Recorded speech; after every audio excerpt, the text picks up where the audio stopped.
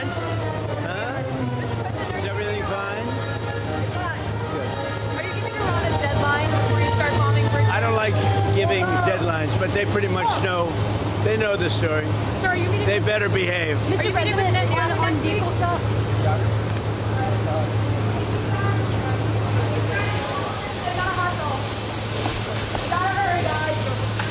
The vans are all the way over there. We got our hustle.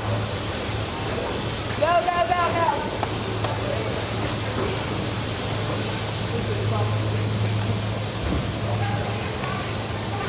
Watch your step, guys. Watch your step. Watch your step. Got it?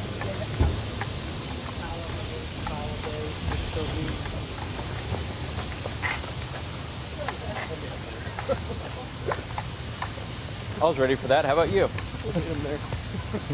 Yeah, I know, right? It's like fucking guy who just can't not talk. I know. Watch for a hole. Yep. Don't run. Get on the sidewalk.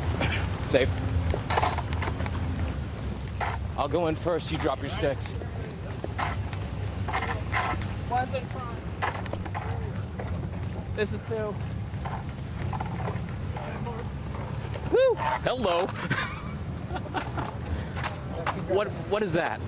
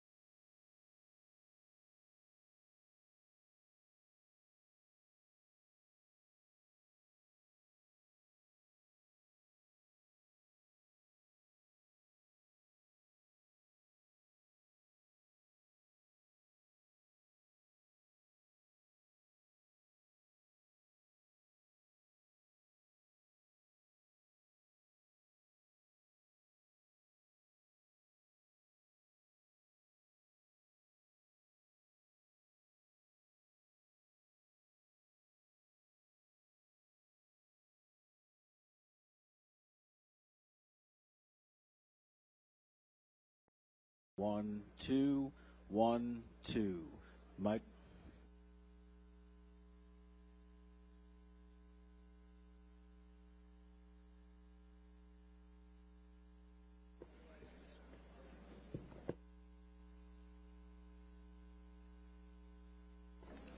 Check. 1, 2, 1, 2. Microphone check. 1, 2, 1, 2. Microphone check. Check. 1, 2, 1, 2. Check 1, 2. Check 1, 2. Microphone check. Check 1, 2. Check 1, 2. Microphone check. Check 1, 2. Check 1, 2. Check. Check. Microphone check. Gabe, hold on. Check. Microphone check. 1, 2, 1, 2. Microphone check. 1.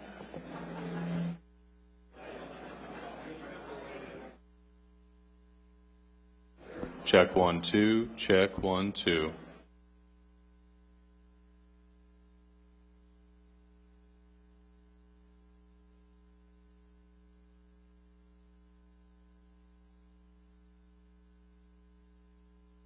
Check 1 2. Check 1 2. Microphone check. 1 2 1 2. Microphone check. 1 2 1 2. Microphone check. 1 2 1 2. Microphone check. 1 2 1 2. Microphone check. 1 2 1 2. Microphone check. Check. 1 2 1 2.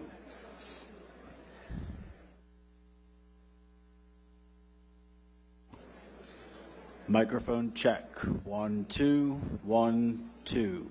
Microphone check. 1 2 1 2. Microphone check. 1 2 1 2. Microphone check. Check. 1 2 1 2. Microphone check. 1 2 1 2. Mic.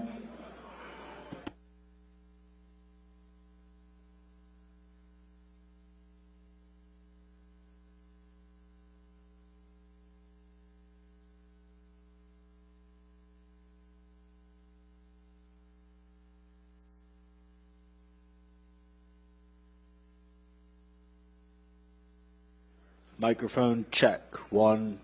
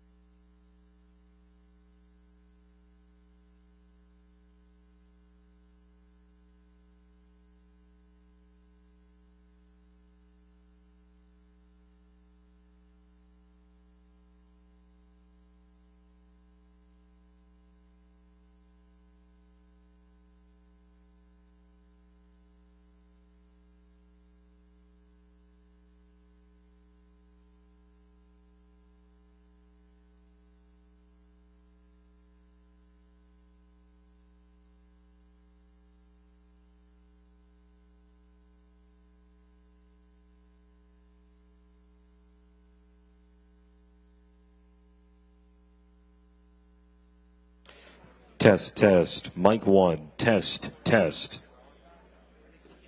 Are we happy with that?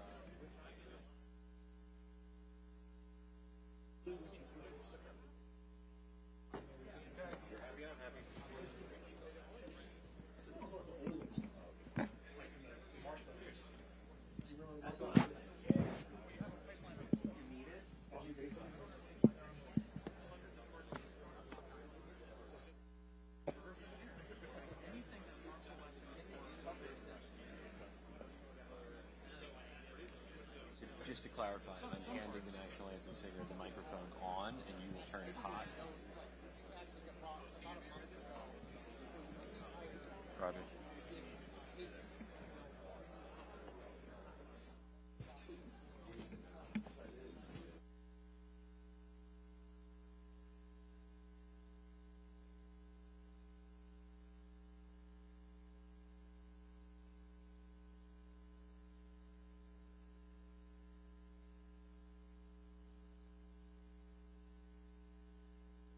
Ladies and gentlemen, welcome to the afternoon program. Please welcome to the stage our distinguished panel. Ladies and gentlemen, welcome to the afternoon.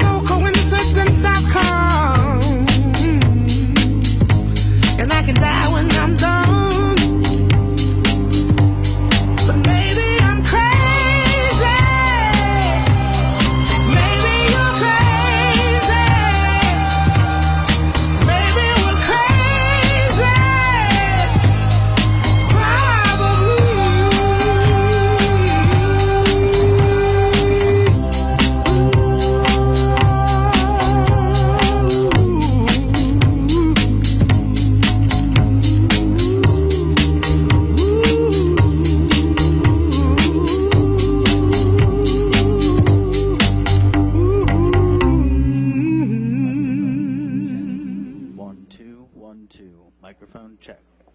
1, 2, 1, 2. Microphone check. 1, 2, 1, 2. Microphone check. Check. 1, 2, 1, 2. Microphone check. 1, 2, 1, 2. Microphone check. 1, 2, 1, 2.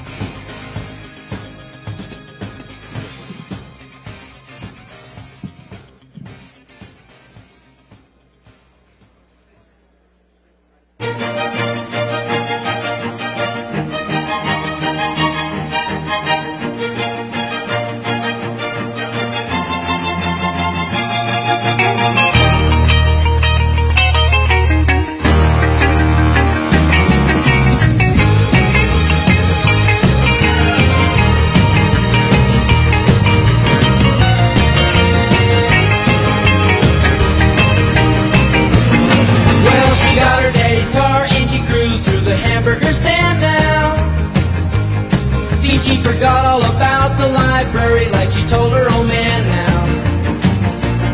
And with the radio blasting goes cruising just as fast as she can now. And she'll have fun, fun, fun till her daddy takes a T-bit away. Fun, fun, fun till her daddy takes a T-bit away.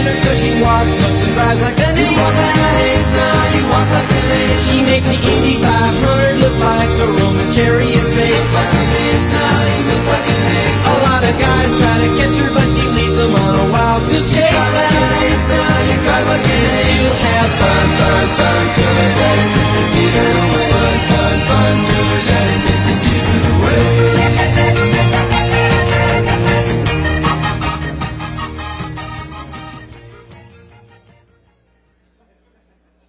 Please rise for the presentation of the colors, presented by the United States Army Color Guard from the Military District of Washington, joined by Staff Sergeant Ethan Zorak, performing our national anthem. Color! Forward! March!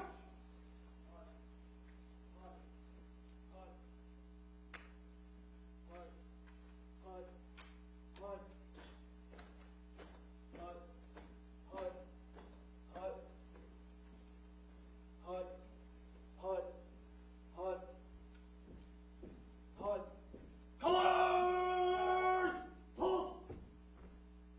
Colors! Free!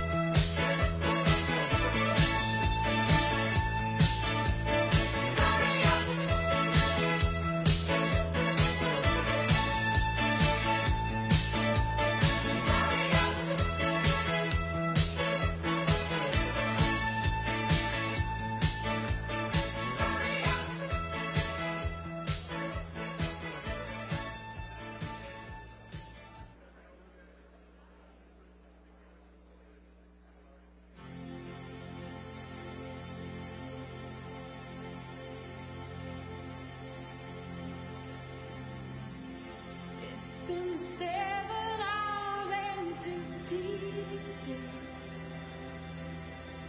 since you took your love away.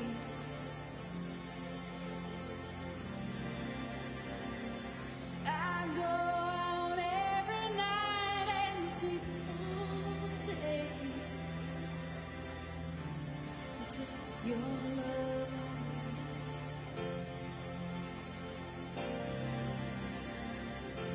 Since you've been gone, I can do whatever I want. I can see whomever I choose.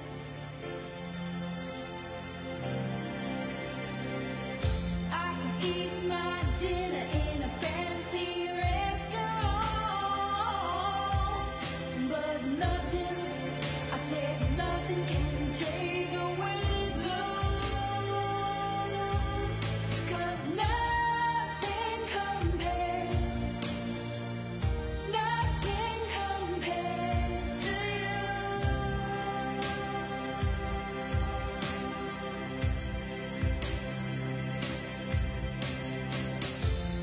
It's been so lonely without you here, like a bird without a song.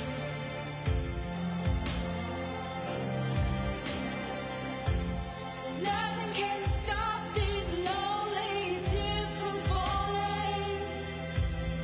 Tell me, baby, where did I go wrong? I put my arms around every boy I see. They only remind me of you.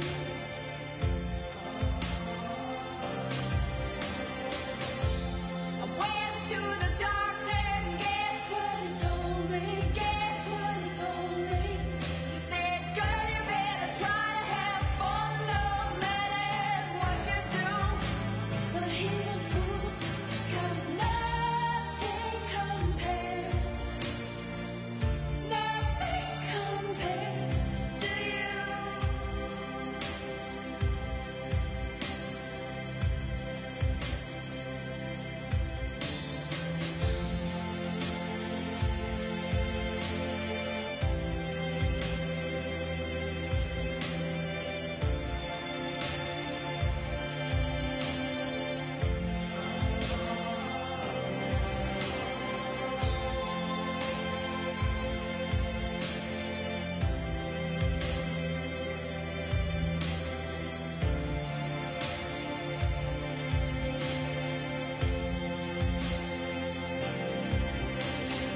All the flowers that you planted, mama, in the backyard,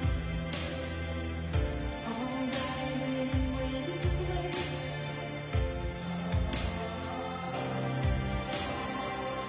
I know that living with you, baby, was sometimes hard, but I'm willing to give it another try. Nothing compares to you. Nothing compares to you.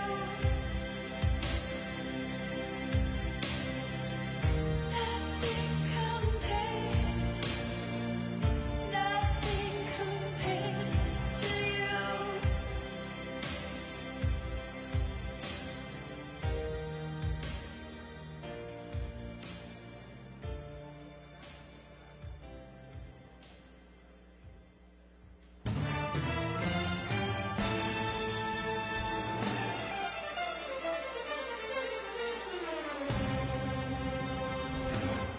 This is a man's world.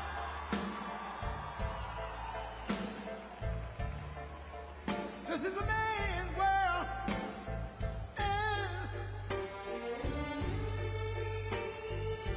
But it would be nothing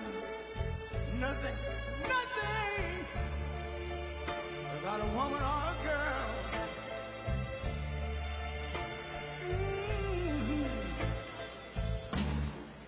You see, man made the car. It takes us over the road. Man made the train. Carry the heavy load. Man made the electric lights. It takes us out of the dark.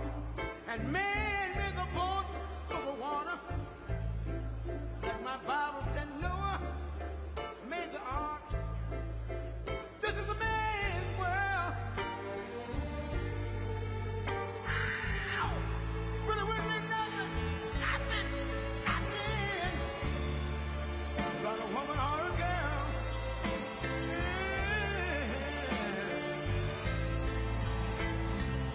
L'uomo rincorre il potere, ma lui non sa che il grande limite all'essere come si porta nel palmo stringe un'idea che non vive che nella sua fantasia volle se non si accorge che poi nulla più senza te si vive solo per sé.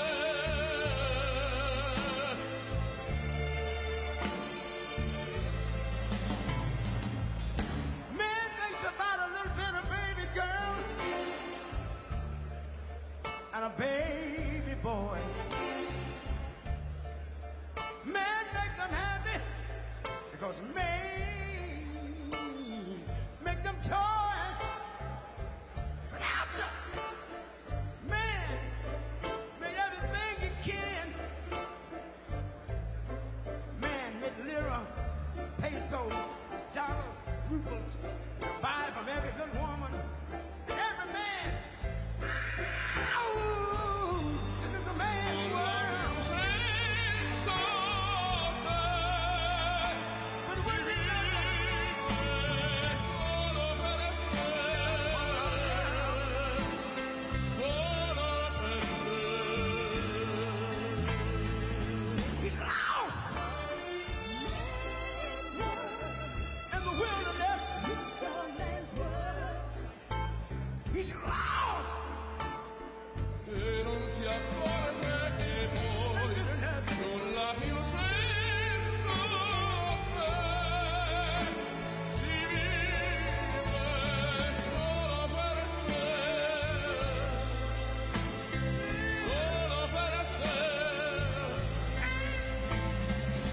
solo per sé. This is a man's world.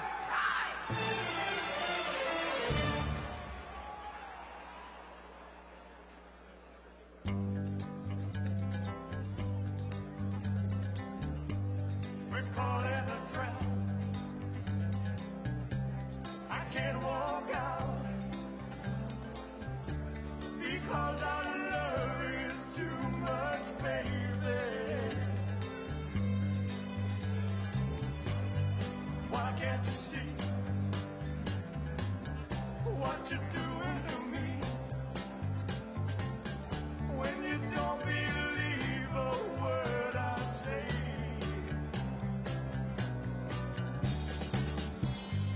We can't go on together with suspicious minds, and we can build our dreams on suspicious minds. So if an old friend I know stops by to say hello, would I still see suspicion in your eyes? Here we go again,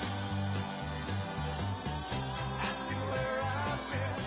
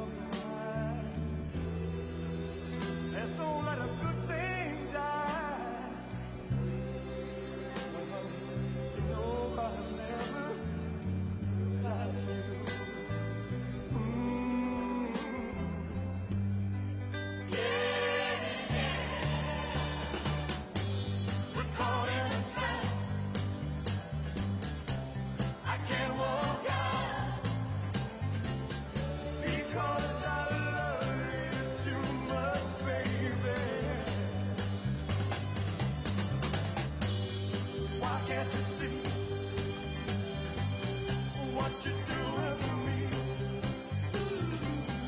When you don't believe a word I say, don't you know I'm caught in a trap? I can't walk out because I love you too much, baby. Don't you know I'm caught in a trap? I can't walk out because I love you too much, baby. Don't you know I'm caught in a trap? I can't walk out because I love you too much, baby. Caught in a trap. I can't walk out because I love you too much, baby. Don't you know I'm caught in a trap? I can't walk out because I love you too much, baby. Don't you know I'm caught in a trap? I can't walk out. Please, please, please, please, please, please, please.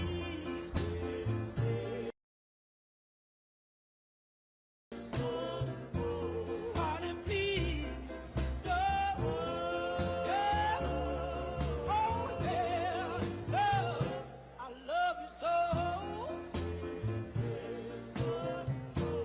baby, you did me wrong. Well, you done me wrong. So you done me wrong. Well, oh yeah, took my love, now you're gone. Please, please, please, please, please, please, please, please, please, please, honey, please, don't. Well, oh yeah, no, I love you so. I just wanna hear say I, I, I, I, I,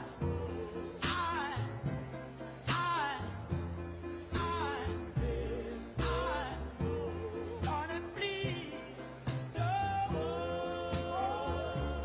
Oh yeah, I love you so,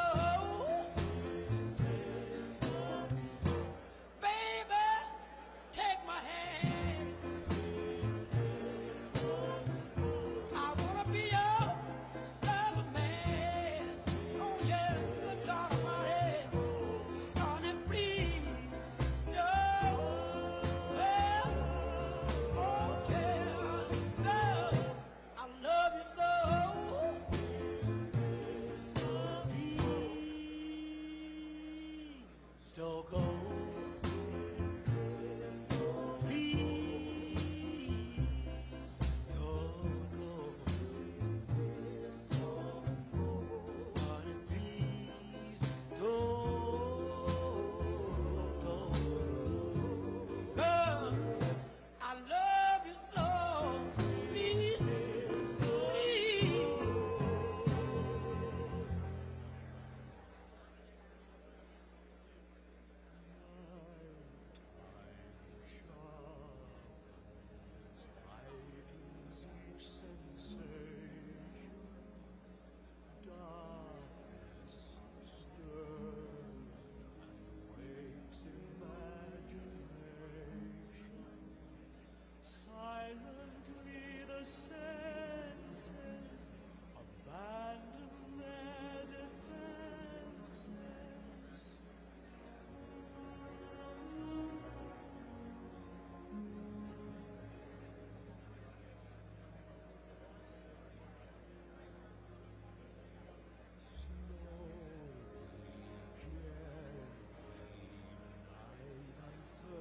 its splendor, lost, sensed, tremulous and tender. Turn your face away from the garish light of day. Turn your thoughts away from cold and listen to the music of the night. Close your eyes and surrender to your darkest dreams. Purge your thoughts of the life in you before. Close your eyes, let your spirit start to soar.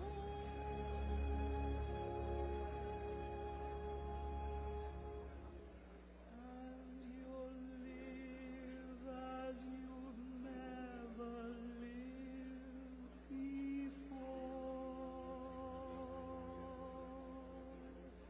Softly, deftly, music shall surround you. Feel it, hear it, closing in around you. Open up your mind, let your fantasies unwind in this darkness which you know you cannot find. The darkness of the music of the night. Let your mind start a journey through a strange new world. Leave all thoughts of the world you knew before. Let your soul take you where you long to be.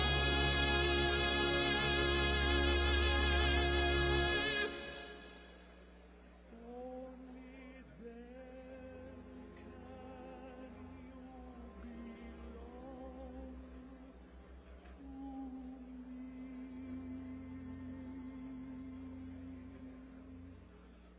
Floating, falling, sweet intoxication. Touch me, trust me, savor each sensation. Let the dream begin, let your darker side give in to the power of the music that I write. The power of the music of the night.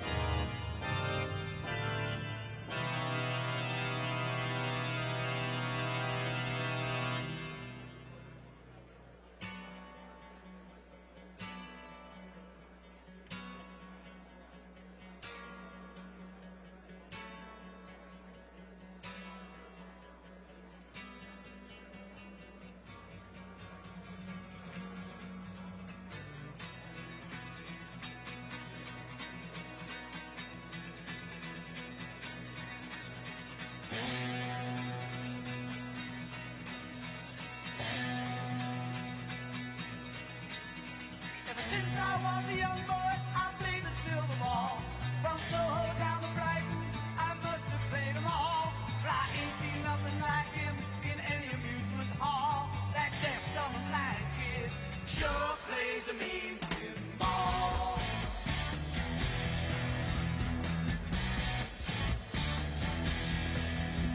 He stands like a statue, becomes part of the machine, stealing all the bumpers, always playing clean. Plays by intuition, the digit counters fall. That deaf, dumb, and blind kid sure plays a mean pinball.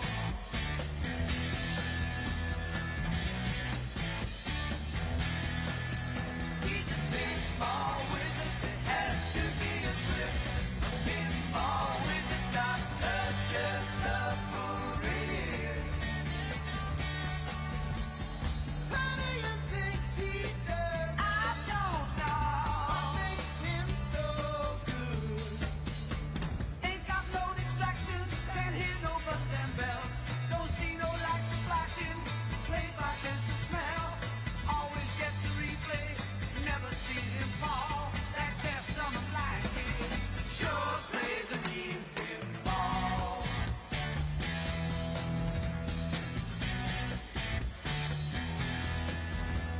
I thought I was somebody table king, but I just handed my pinball crown to him.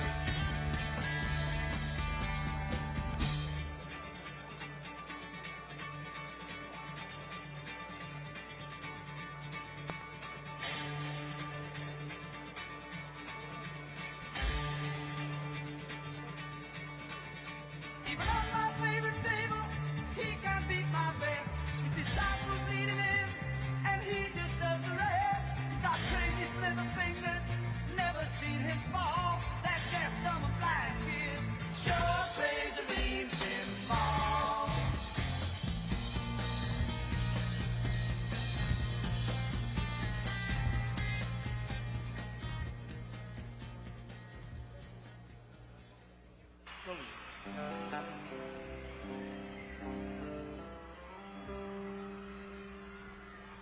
Oh, I wish I was in the land of cotton. Old times there are not forgotten. Look away, look away, look away. Dixieland, sing it, fella. You're on your own, man. Oh, I wish I was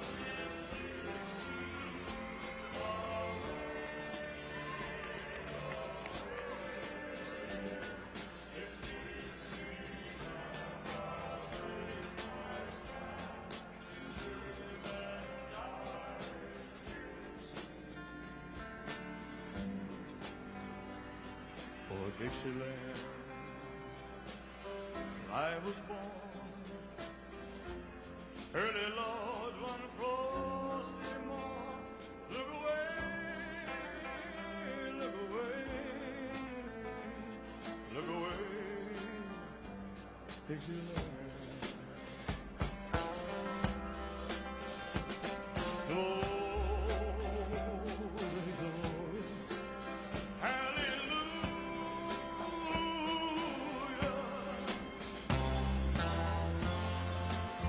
Glory, glory, hallelujah.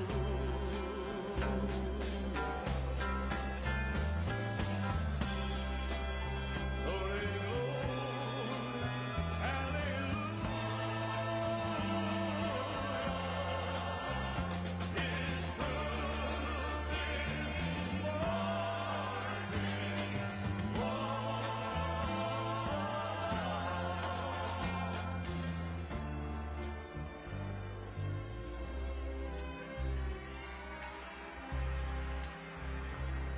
so hush, little baby, don't you cry.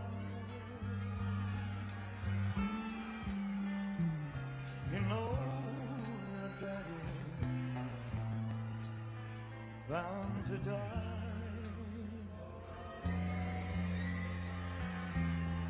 but all my trials, Lord, soon be over.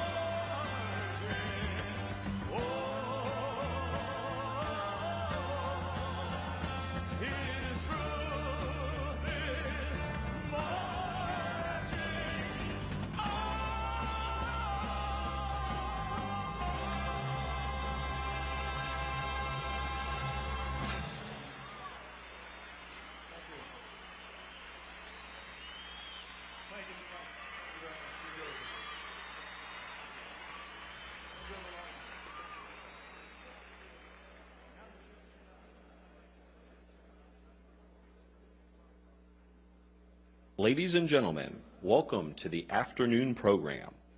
Please welcome to the stage our distinguished panel.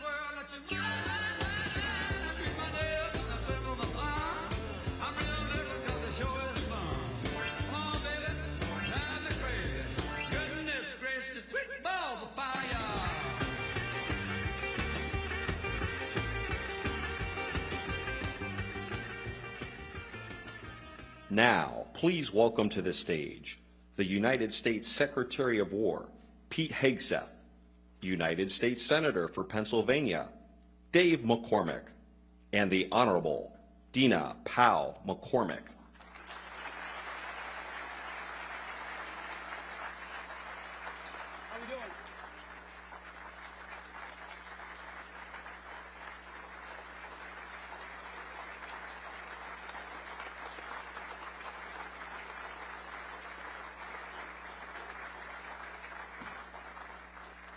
Ladies and gentlemen, the 45th and 47th President of the United States, Donald J. Trump.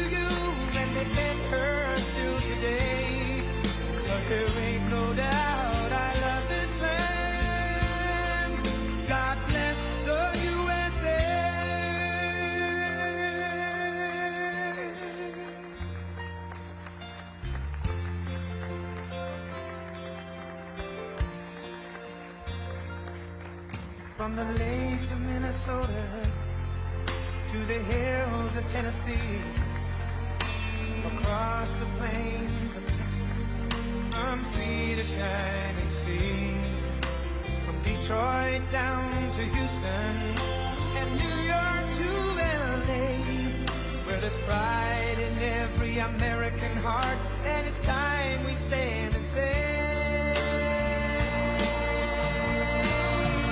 that I'm proud to be an American, where at least I know I'm free, and I won't forget the men who died, who gave that right to me, and I gladly stand up next to you and defend her still today, 'cause there ain't no doubt I love this land.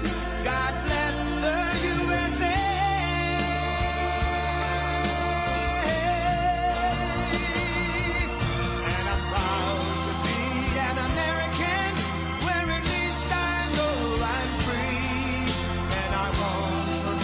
The men who died, who gave that right to me, and I gladly stand up next to you and defend her still today, 'cause there ain't no doubt I love this land.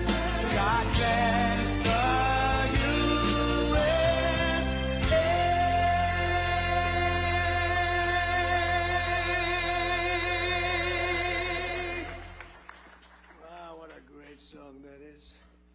We've all heard it. It became hot. Lee became very wealthy. Lee Greenwood, he's fabulous, and I want to thank him. He's been with us from the beginning. A great guy, great talent. And Pennsylvania, you are really rocking. You got the big ones here. And David, Dina. Now I'm in a world where I'm shaking hands with all celebrity business people mostly, but they're biggest names in business, and they're all spending money in our country, but they're all spending money in Pennsylvania. So I just want to say thank you. But this is a hot place. We would say it's a hot commonwealth. Never call it a state, you're in deep trouble. I've seen people's political careers end over that. Just call it a commonwealth. A lot of people don't remember that. But I think it's great to see what's going on and to see the kind of genius that I'm surrounded by. All of the people that I met backstage, but it's pure genius. I want to thank Senator David McCormick for organizing this extraordinary event, and I came to another one with you about a year ago, and that was a monster, but it wasn't like this one. This is even beyond. I was on energy, and it was very impressive, but this is something crazy what's going on. Outstanding work on behalf of the incredible people of Pennsylvania. You know, he followed me along the campaign trail, and he had a tough race. It was a tough race. A lot of people wouldn't have had the courage to do it. It takes guts to run for office. People don't know that. Only the people that never get there know it. But the fact that you did what you did it once, and you did it really well, but things didn't work out, and you did it a second time against actually a much tougher opponent, and it wasn't even close. So I think he's a great guy. Great, spectacular guy with a great helper, right?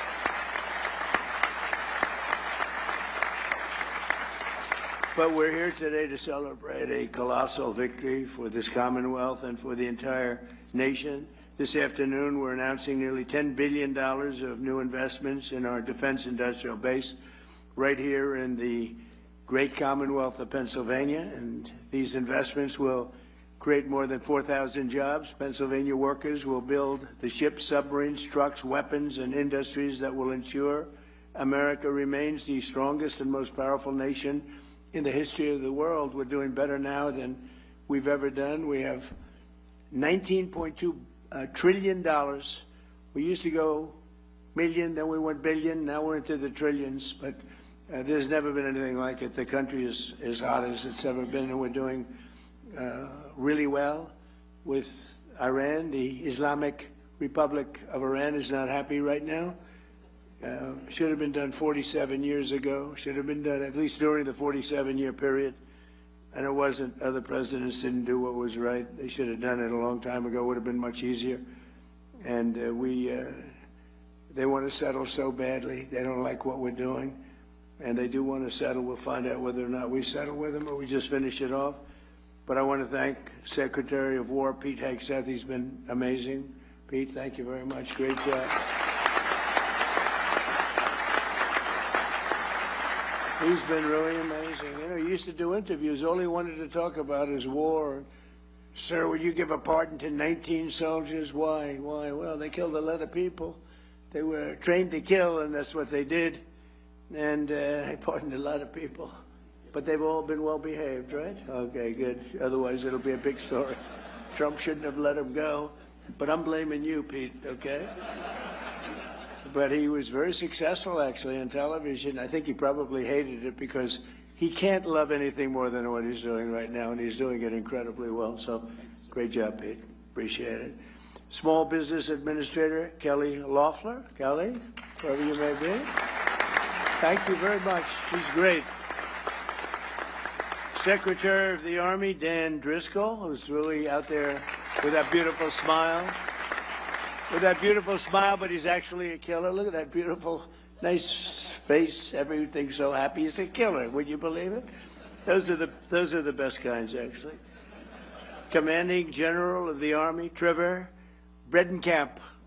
Trevor, thank you very much. And a couple of warriors in a different way, but they are great. Scott Perry and John Joyce, congressmen, and they are fantastic, and they've been my friends for a long time. Where are you? You've been my friends for a long time. They're tough cookies, and they want what's right for the country. Thanks as well to your amazing state treasurer, Stacey Garrity, who is running for governor, and I'm telling you, this guy Shapiro is totally overrated. I watched him the other night doing a speech, and he does not have what it takes. Maybe he'll win, and he's expected to win, but I hear things about Stacey, and I'm hearing some poll numbers that are very good, but Shapiro is, he doesn't have what it takes. Now, people think that's a horrible statement to make, but that's the way politics is. That's the way it is. I tell the truth. Attorney General David Sunday. David, thank you very much. Great job, I hear. And probably the most important person in the room is Senator McCormick's wife, Dina. I mean, I know Dina. Dina worked for me for 4 years. She worked for me. I know her almost as well as David, hopefully not quite as well. But Dina has been, she's been amazing, and she's gotten a very nice position as the president of Meta, working with a very good guy. So a lot of good people, but one in particular, so good luck, and you're doing a fantastic job. Thank you. She was great. She worked in the administration, first term, and she was fantastic. We also have a big name, a very big name, a very brilliant name, somebody who's done, I guess, in the history, I'll make enemies when I say this, but I shouldn't because I think it's true. Jamie Dimon is maybe the greatest banker in this country in many, many decades. So, CEO of J.P. Morgan Chase. Thank you, Jamie. The president of General Dynamics, Danny Deep, and you know, they make the greatest submarine in the world. They just have to make them faster. Danny, will you please make them faster? That's true with all of the munitions people, actually. Faster, we need a little more speed. We have the best quality in the world, but we need a little more speed. The president of Hanwha Defense USA, Michael Coulter. Thank you, Michael, out there. The president and total boss of Boeing, that's Kelly Ortberg, who's a terrific guy. I think he just gave me the award for being the salesman he started of the year. I said, that's not the year. Then he said, what about the decade? Nope, much more than that.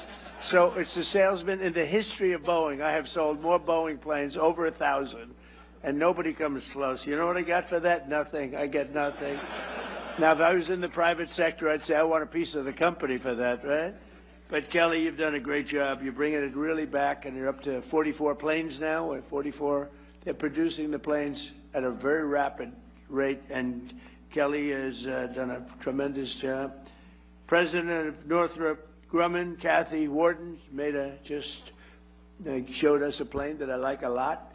President of Lockheed Martin, Jim Takelet. Jim, thank you very much. Thank you, Jim. Good job you're doing. President and COO of Blackstone, a friend of mine from the real estate wars. He was a brilliant guy. I always said, this guy's always there first. What's with him? John Gray, he's a real estate genius, and other geniuses.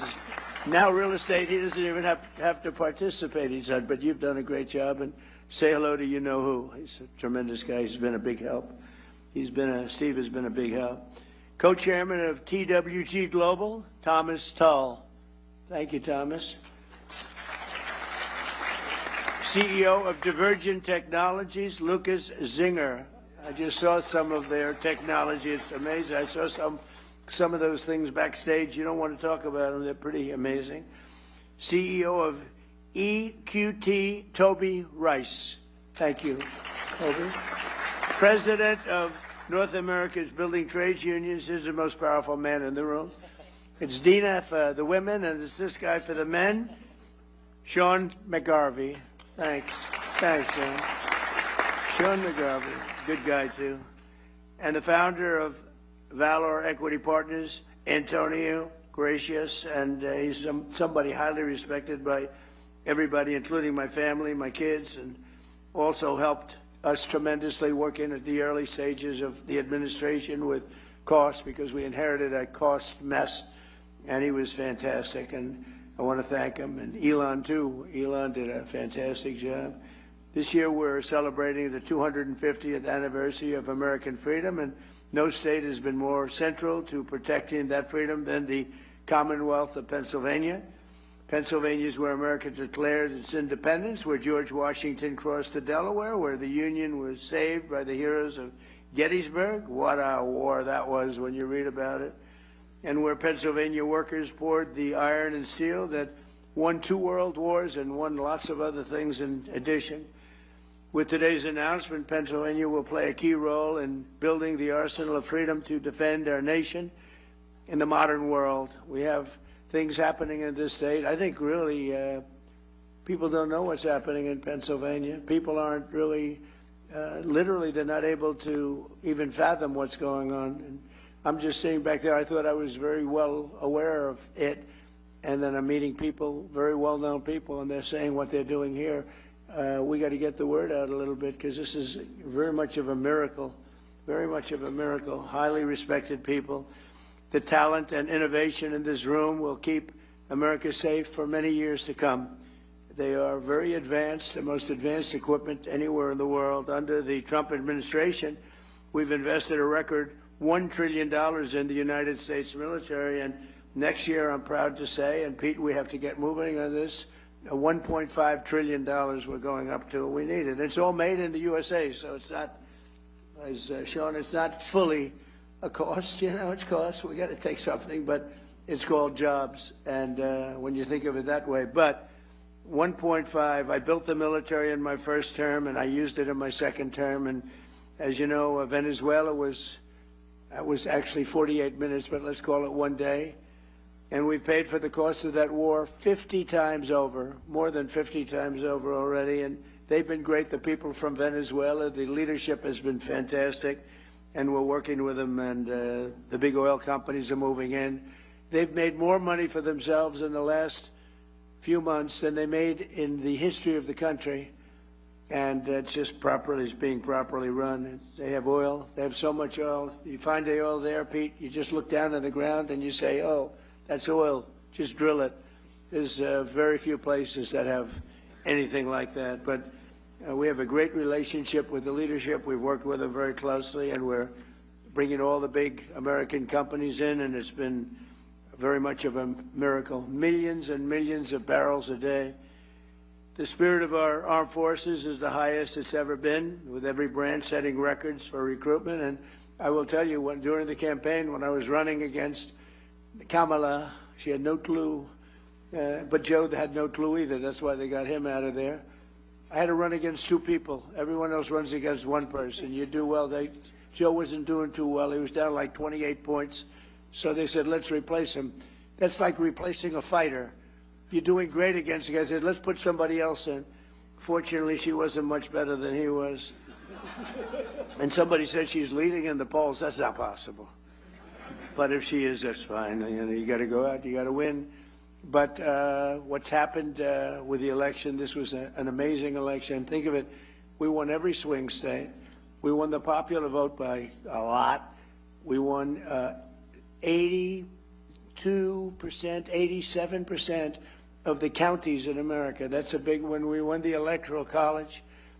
We won everything. But all 7 swing states, the big thing was, could anybody ever win all 7? We won all 7 swing states, and we won them by a lot. So it was a great, great achievement. But when it came to joining the military, we had vacancies, empties. We had a situation that actually it was remedied largely, Pete, I think on November 5th when we won. It was even before we took office, it was remedied to a certain extent. And when we took office, so now we have overflow crowds trying to get into the military, and that includes our policemen, our firemen, anybody with a uniform on. They were very ashamed of our country, and now they're very proud of our country. And we're setting recruitment records like we've never had before. In fact, it's a great time if you want to expand the military a little bit. It wouldn't be bad because we have unbelievable talented, in good shape, in unbelievably good shape. You know, we had something pass in the United States Supreme Court. It was called merit, and nobody thought that was going to happen. I didn't think it was going to happen, actually. We were trying to get it. And everything now in our country, again, is based on merit. Getting into colleges is based on merit. When you have somebody with great boards, great marks, all A pluses and A's and the highest board marks, and then doesn't get it because somebody with far less capability gets in, it's nasty, but it's, you know, our country was built on greatness, and it was based on success. It was based on merit. And now we have that, and that includes the military. And the people that we have in this military, you can send most of them to Hollywood, and they could become like movie stars. They are unbelievable, and you saw that in Venezuela. I met them backstage, and these are people that are. It's a whole different ball game. So I just want to thank everybody. That was a decision. That was a tough decision to make. And it took courage to make that decision. Nobody thought that was going to be made, but they gave us back our beautiful merit system, and now the best people get into the best positions, they get into the best schools, they get into the military. We actually have strong people going into the military now as opposed to people that aren't strong or that shouldn't be there. And it's like, I call it central casting. Washington, D.C., we're using the military in there, and our crime rate's down 92%, and it's gone from an unsafe city to one of the safest cities, the capital, one of the safest cities anywhere in the country. Restaurants are booming. The restaurants were all closing. People were afraid to go to a restaurant.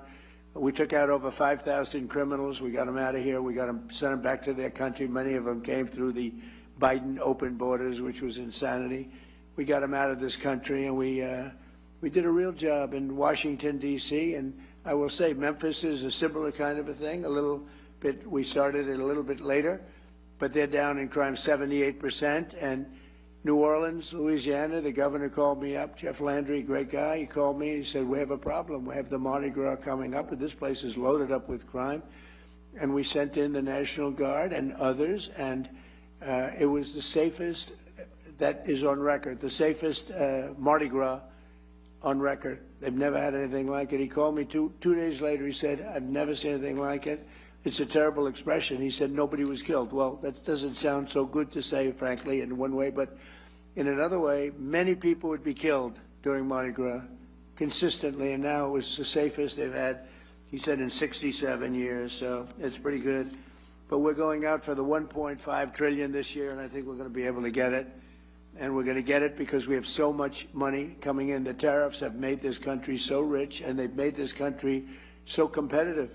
In order to not pay tariffs, people are coming out and they're leaving Mexico, and they're leaving. In fact, it was just announced that Toyota is leaving Mexico. Toyota is going to build one of the largest plants in the world, car plants in the world, in Texas. But many, many companies, they left us and they went to Mexico, Canada, Japan, Germany. They went all over the place, South Korea. They're all pouring back. The car plants, the AI plants are all coming back. If they don't, they have to pay taxes. The chips, we had this ridiculous CHIPS Act where you give billions of dollars to a company and they didn't even know what the hell to do with it. You give them billions of dollars, they say they're going to build. Nobody knew what to do with it. And of course, the standards were so high. If you weren't transgender, as an example, you didn't qualify. So they'd get the money, they'd look all over for transgender people to run the company, large portions. They couldn't find them. They weren't into the chip-making business, I guess, right? They had other things on their mind. But this was the Biden fools, those idiots that almost destroyed our country. But we're also reasserting the fundamental truth: to be a strong nation, you must be a manufacturing nation, manufacturing jobs. When you see these plants start to open, so we're building now at a record that we've never even, I don't think any country's ever approached this record. Again, we have $19.2 trillion being invested, and there's never been anything like it. You go back years and years, and it's China had the record with $3 trillion, and we're at $19.2 trillion. There's never been anything like it. These are going to be starting to open in 6 or 7 months. I mean, it's unfair because, you know, whoever the next president is going to be sitting up here someday and say, what a great job I did. What a great job. I did the greatest job, Jamie. He's going to be talking about what a brilliant president he is. And I'll be home and I'll be saying that, son, like, because we did the job. We did the job, and we're clearing every obstacle to building the defense industrial base. And so many people, I was shaking hands backstage, they just came up and they said, we couldn't even function 2 years ago in this country. We couldn't get anything built. We couldn't get approvals. We couldn't do anything. And now we cannot imagine the change. They said 5 or 6 of the people building defense-oriented things, they said, we have no idea how this has happened to this extent. He said, we look forward to going to work. We get our approvals fast. We came up with a concept like on AI and other things that are big. Rather than going to our old, very old and fragile grid, we maintain it, but it's old and not up to date. It was let go by a lot of people that were in my position. They shouldn't have done that. But I came up with the idea to let them build their own power plant. So they're building their own power plant. So, you know, people would complain about the grid, but actually they're giving their excess electricity back into the grid. It's a phenomenal thing. But they're coming up with power. They're doing their own. They're really becoming a utility. They're becoming, actually, in addition to AI, they're also becoming a utility. And they're building some of the greatest power plants anyone has ever seen. We don't want wind because it's terrible. Doesn't work. These countries that go to wind, you go to wind, you lose your way, you go out of business. Look at what's happening in the United Kingdom. Wind all over the place. Doesn't work. Too expensive. Everything's made in China. And remember, you have to replace them after 8 or 9 years. You know, it's wonderful if they were there, but you got to replace them all the time because they wear out. The salt water kills them. It's ridiculous. And we have the oil and gas. We have a number of people back there with the nuclear. Nuclear is hot. It's become safe. And we got to keep it safe, but it's become safe. But we have tremendous new things happening. And some of these power plants that are being used for AI and other things that they're building are so far advanced from what you're used to. When you look at Con Edison, you look at the old companies, it's fine. They get the job done. But these are tremendous advancements that nobody would have ever come up with except for this group of seriously brilliant people. After decades of foreign countries ransacking Pennsylvania and all of our country, they ransacked our country and stealing our jobs, I imposed historic tariffs to protect the American copper, aluminum, steel, and many, many other projects like cars. And because of that, they're all coming back. This could have been done by a president if he knew you wouldn't have a Taiwan making 100% of the chips. I think by the time I leave, we'll have almost 50% of the chips being made in the United States, worldwide. They're moving here like you wouldn't believe it. With no investment. I'm not giving people billions of dollars. I'm not saying to some chip company, here's $30 billion. Good luck in finding a site. That's what this stupid CHIPS Act was. Hundreds of billions of dollars just wasted.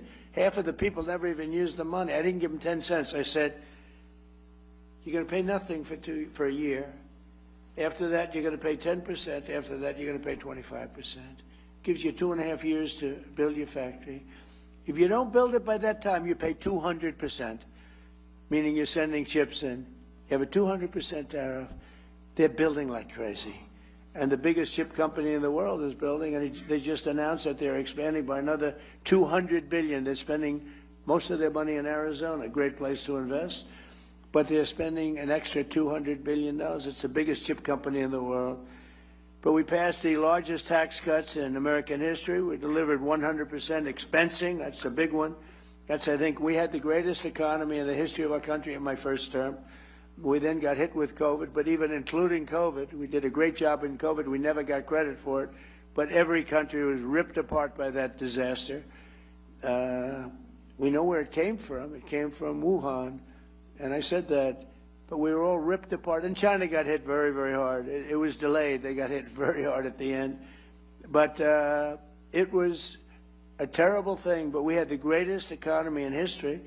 And before COVID, nobody had ever seen anything like it. But if you just took those 3 years and look at what we're doing now, we're going to blow them away. I mean, unless some horrible event happens, which is always possible. You know, we always have to at least think about the horrible events. Who would have thought that COVID could have happened? A thing like that could have happened. But we delivered 100% expensing, and that expensing, I think, we write it off in 1 year. I have friends that bought things that, frankly, they didn't need. I have a friend that never flew in a private plane in his life, and he ended up going out buying a very expensive private plane because of expensing 1 year.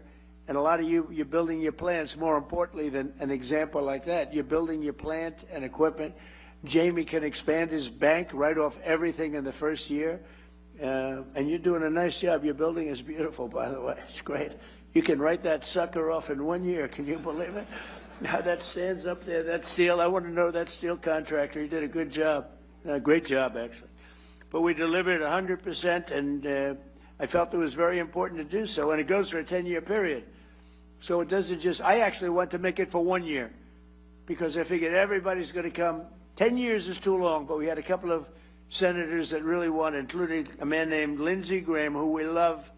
And Lindsey, we pay you respect because he was some special guy. Lindsey, David, was a big proponent of 10 years instead of 1. In other words, you could use this for 10 years instead of 1. I said, but Lindsey, 10 years is too long. It lets them, it gives them too much time. He said, oh, no, we have to do this. I said, no, go ahead, Lindsey. What the hell do you know about business, Lindsey, right?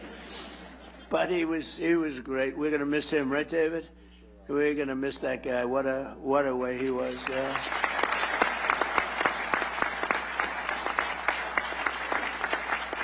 You know, he's a guy, I'm just thinking, he's a guy that some people you don't appreciate until they're not here, right? And you just saw all the quality that he had. He got things done.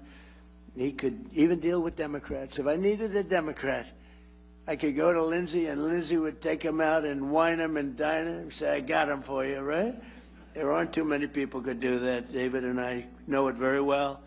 But the expensing was so important. I think it's really what led to the tremendous success because we had it in the first year and in the first administration. And I think that was what led to the single most important thing, I think, in terms of investment was the 1 year expensing. I think people were building, sometimes maybe they shouldn't have been, but they were building at levels, and then it caught up. We passed the largest regulation cuts in American history by far, and we unleashed American energy, including Pennsylvania oil, gas, and clean, beautiful coal. We're back in the coal business. We have so much technology and changes have been made in coal. And in the Trump administration, you're not allowed to use the word coal without preceding it by the words clean, beautiful. And Chris Wright, who you know so well, and Doug Burgum, they've been a fantastic team. And they were making a speech. And I said, nobody can say coal without preceding it with clean, beautiful. But this whole speech was on coal. And they kept saying, clean, beautiful coal, clean, beautiful coal. And I said, okay, it's enough. You know, but it is. It's and look, you know, I hate to say it, but it's what China uses. They're building now 58 massive coal plants. And, you know, they're responsible for building the windmills. And I said, how many windmills are they building in terms of using on their land? John, I want to know, if you see any, let us know. They got coal plants all over the place, but they build the windmills. But the only one they have that I know of is one that they want to use. They use it they don't use it in terms of energy. They showed people, look how beautiful this is, as those poor suckers buy those windmills and lose their ass. But it's a terrible form of energy, most expensive form of energy. It's intermittent, doesn't work, and in my opinion, it kills the environment. It kills the birds, but it's visually, it's terrible. It's terrible. It's a terrible thing. And I'm proud to say that we have approved almost none. I think none, but we are. Everybody's under an order. No windmill. We don't want the windmills. We don't want them, and let somebody else use them. But everybody using them is in very big trouble. They're in energy trouble because they don't work, and very expensive, most expensive form of energy, and they don't work. And I've been saying it for 4 or 5 years, and people still buy them. Maybe not quite like they used to, but people still buy them. It's crazy. But we unleashed American energy, including the Pennsylvania oil, and the Pennsylvania oil is doing unbelievably well. We saved the great American company, U.S. Steel, and I worked with Selena Zito. I don't know if Selena's here. Selena here? She's so... Where's Selena? Where is Selena? I love Selena. Where is she? She's queen of the Rust Belt. But you're no longer the Rust Belt. You're really the Money Belt. I have a new name. Selena, are you here? Come on up here, Selena, will you? She's the queen. She is the queen of the Rust Belt. Now she's the queen of the and be careful, don't fall down the stairs like Biden. Come on, Selena, get down here. Grab her, everybody. I want to show you a woman that knows what she's doing. You know? She knows what she's doing. I had no idea she'd be here, but anything having to do with Pennsylvania, any of these great states, she's around. Selena, I want to thank you. You're really talented. That's only because she writes so well about me. You know, if she wrote badly, I'd say, get her the hell out of here. Selena, thank you, honey, very much. We appreciate it. Really amazing person. Thank you. No, she loved this area. She loved the people, and she saw it going to hell. And she knew more about it than anybody else. And she also knew it had more potential because of the people. And she would write about it like nobody would believe. And she's one of the top writers in the country. And I hate to say this, she writes for the Washington Post. But she's one of her many outlets. I hate to mention that, but she's done a phenomenal job of explaining what's going on. And she really just believed in the area, but she believed in the people of the area. They're incredible. You're going to find all of you geniuses that are building your plants. You got the best people in the world working here. So just to finish up, we did more in terms of regulation cuts by 5 times, 6 times, and even in some cases, depending on the way you look at it, 7 times than any other president. We delivered no tax on tips, no tax on overtime, and no tax on Social Security. And we're building a beautiful military complex and a ballroom combination at the White House, and they were working on Saturday and Sunday, partially Sunday. And I went and visited a couple of hundred men that were working round the clock. It was Saturday night, late, very late, 11 o'clock in the evening. And I said, you're so lucky I'm president because there's no tax on overtime. Think of it. They're making a lot of money, and there's no tax on overtime. But there's no tax on tips, no tax on Social Security. And that's been good. And the other thing we did, which seems simple but never done before, when you buy an automobile, some people have to pay, and they have to go and borrow money from a bank. You're allowed to deduct the interest payment from your income taxes, and that's a big deal, but only if the car is made in America.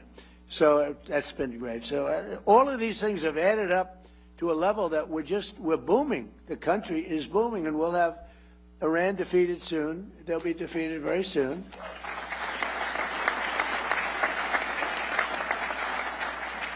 And then I guess it'll be even better. But you know, even during this, it's been amazing. I mean, to think. So I call it a military operation, but I call it whatever you want. It's incredible. It's like it hasn't made a dent. A lot of people thought oil would go up to $350 a barrel, and today it's at $79. A couple of days ago, it was at 68. It went up a little bit because I had to take tough action because they did not obey what they're supposed to obey. I mean, they just didn't do it. So we took a little action, but it'll all, when that settles down, I think you're going to have $55 oil, which is all great for what you're doing, maybe less than that. But this year alone, we've added 18,000 new manufacturing jobs, and that number could go up by 10 and 15 times as these factories begin to open, including, remember Obama used to say, you'll never have another manufacturing job in the United States. Can you imagine? And these are the best jobs. These are the highest paying jobs. They're the best jobs. He used to say it all the time. People would say, oh, that's so bad you talk about him that way. But he did a bad job. And he was very bad on Iran because he basically gave them the money. He made what a horrible deal. He went away from Israel and he went to Iran. And that's part of the reason that we're stuck with this whole situation. But including more than 3,000 new manufacturing jobs right here in the Commonwealth, and the number will go up many times that over the next couple of years. And less than 2 years ago, we were a dead country. I say it all the time. King of Saudi Arabia told me, I was with him 2 years ago, he said, you know, it's amazing. Just a little while ago, you were a dead country, and now you're the hottest country anywhere in the world. Every leader, I just got back from NATO, every leader said the same thing. You're the hottest country anywhere in the world. And they treated me like that. They're not treating me. They're treating me because of the country. We're the hottest country anywhere in the world. And a year ago, 2 years ago, we were a dead country. It was an embarrassment.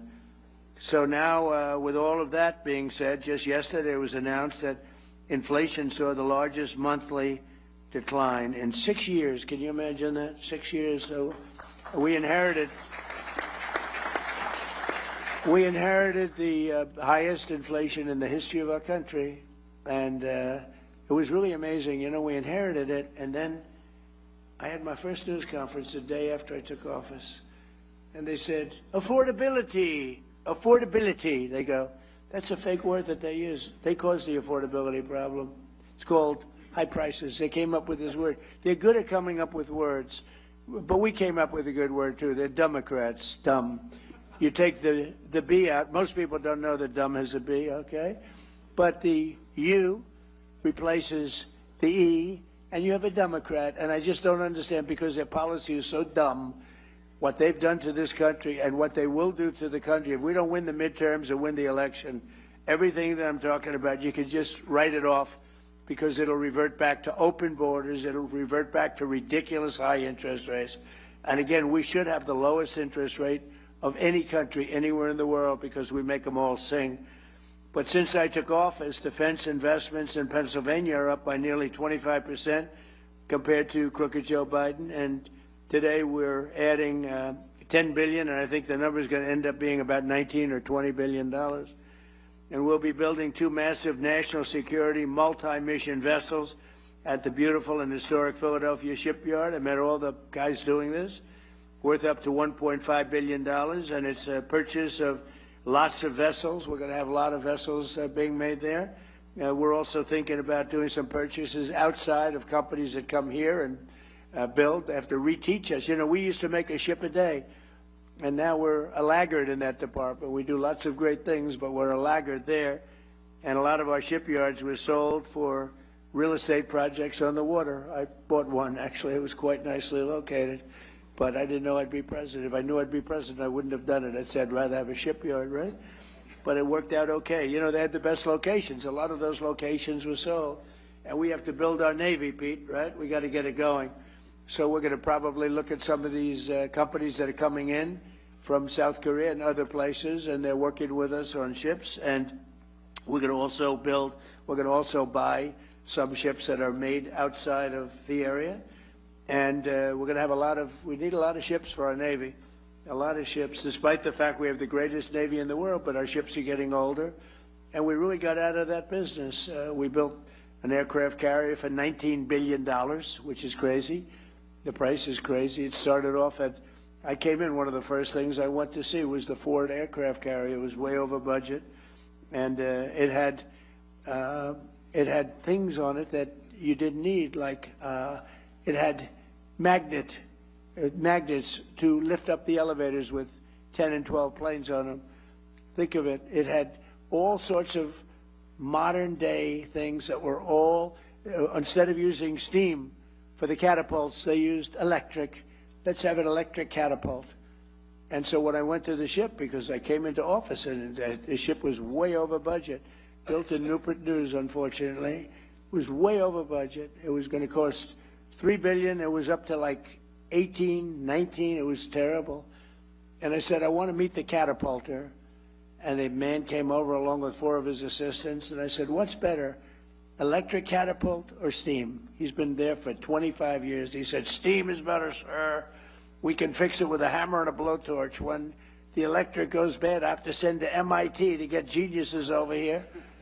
I said, steam is better. Yes, sir, it's better. So why did they do electric? Because you can have the catapult go like this, but you can't put planes on it, sir. It takes you 39 seconds. By the time the 39 seconds is up, you have a full head of steam.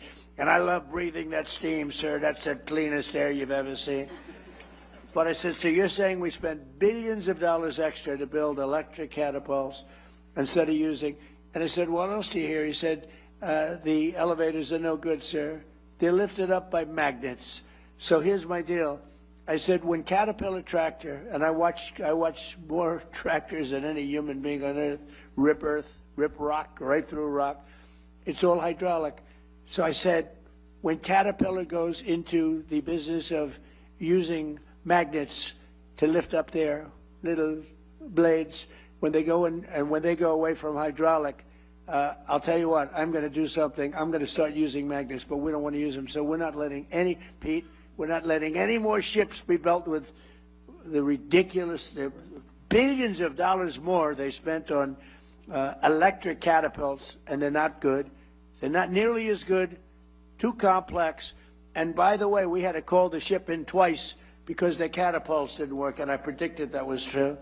And the same thing with the magnetic elevators. We want them to be made hydraulic, which it can be hit by lightning, it can be hit by anything.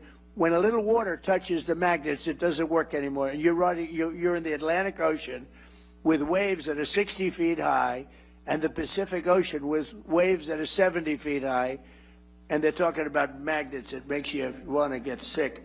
I actually called in the architect of the ship, and I said, have you designed a ship before? Well, I haven't spent a lot of time on that, sir. No. Even the cab, you know, the tower, they have it in the back instead of in the middle. It's supposed to be in the middle where you have more room. I said, why'd you move there? Well, we thought it was very good. Why did you do it? And why is the ammunition under where the admiral is, the tower? They have the tower, and they have the ammunition under the tower. I say, if I'm the enemy, I know where I'm aiming.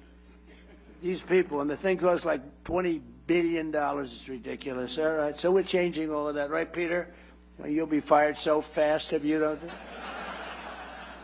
No, but a lot of this is common sense stuff, really. I mean, I hope I'm not boring anybody, but it's all common sense. This isn't exactly part of my speech, but I got to tell you. You know, I'm getting it all out now, all the anger I have when I hear about electric catapults that don't work. Crazy. It's crazy, but okay. I hate to mention this name now because they're a little slower than we want, but that's okay. General Dynamics will invest $2.5 billion in Rhodes Industries to build Navy submarines. They make the greatest submarine in the world. We're 10 years advanced over probably Russia is number 2. We have to make them faster. That's the only thing. We need submarines, but they make a great product. In all the cases, we make. If you look at the Patriot missile, if you look at the Tomahawk, which is the offensive, if you look at all of the things that are better, we have to make them faster. That's the only thing. And Dan, you got to get them going a little bit, right? We have to make them faster. And Pete and I have meetings with them every month, and they're all building new plant and equipment. Boeing is building it. I see Kelly, a lot of them, 4 of them, and it's very important. So this massive new investment by General Dynamics is going to create right here 1,500 new jobs. The munitions firm Day and Zimmerman in Philadelphia will provide $2.3 billion worth of operations, maintenance, and support to the Hawthorne Army Depot. And EOS in Pittsburgh have just agreed to a multi-million-dollar partnership with the Department of War to build. Oh, we love that name better. We won World War I. We won World War II. Then we decide to go politically correct. Let's go with defense. No, it's war. And I said to Pete, I said, Pete, don't you like that better? He said, it used to be Department of War. And then we got politically correct. And we go in and knock out the Middle East and go home. Everybody said, why did we do that? What did we get? But we did. We had greatness, and that's what we have again. Now we have greatness again. As an example, Venezuela. Where'd you have here? When was the last time you heard that you had a war and you paid for it 50 times over? We have wars and we lose money. We have wars, we blow up something and we leave, and everybody said, what was the purpose of that? Nobody can answer the question. We don't do that anymore. But EOS in Pittsburgh just agreed to a multi-million-dollar partnership with the Department of War to build energy storage technology in support of our Golden Dome missile defense shield. We're building a Golden Dome over our country, and it's going to be a very effective one. We had 111 missiles shot a few weeks ago by our lovely friends from Iran. They were aimed at the Abraham Lincoln, which is a beautiful aircraft carrier, by the way. The SS Abraham Lincoln, 111 in a short period of time. Out of the 111 missiles shot, 111 missiles were knocked into the sea easily. Think of that.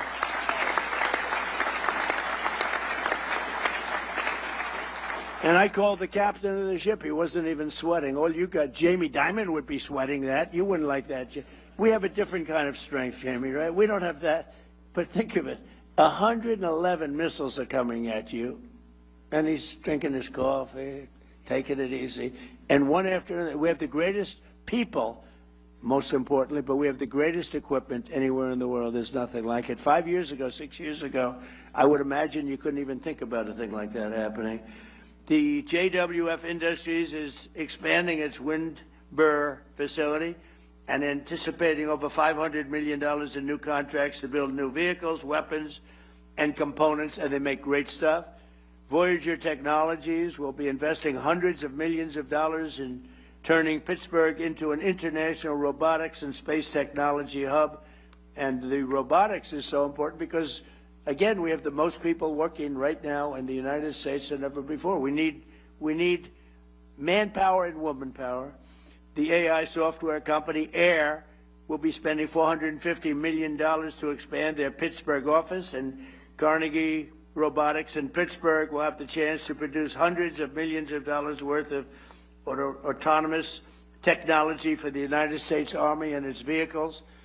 The Firepoint Energy in Tunnelton will be investing at least $170 million in pilot program to convert coal waste into jet fuel, electrical power, and critical minerals. And I hope you're going to do magnets. Somebody out there, I hope you're all brilliant people. Magnets. Do magnets, okay? I'll tell you how to make money. Do magnets. You're doing a lot of great stuff. Do magnets.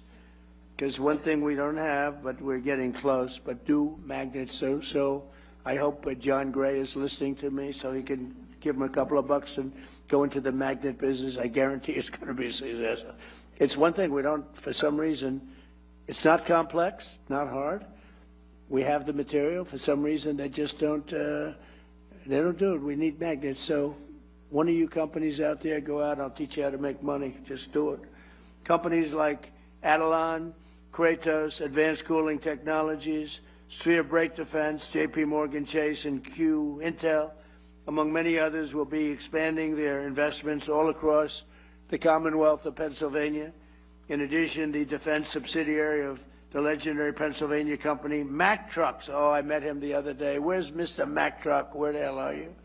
He was great, making a beautiful, thank you very much, making a beautiful truck. He's trying to sell 15,000 of them to us, 15. I said, how many are you looking to sell? Sir, 15,000. I thought he said 15 because it's a big, beautiful truck. I made a speech 2-3 weeks ago, and they had a sample of the truck right behind where I spoke. It made me look very small, sort of like Dukakis, remember, in the tank? I said, get that truck the hell out of here. I immediately thought of Dukakis with the helmet and the massive helmet, the massive tank, and you didn't even see him. That was not good.